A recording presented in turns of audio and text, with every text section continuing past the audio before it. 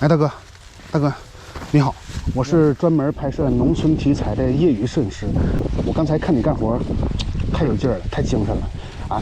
就你这样的，在农村，我跟你说，老娘们看着你都成稀罕你了。我能给你拍2张照片吗？啊，可以，谢谢啊，谢谢啊。往哪走？好了。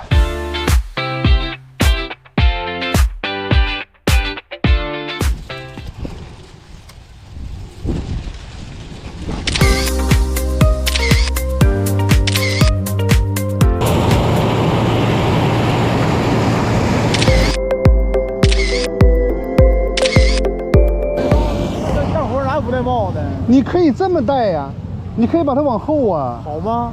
那有啥不好的？那你不能就臭娃娃出来干活呢？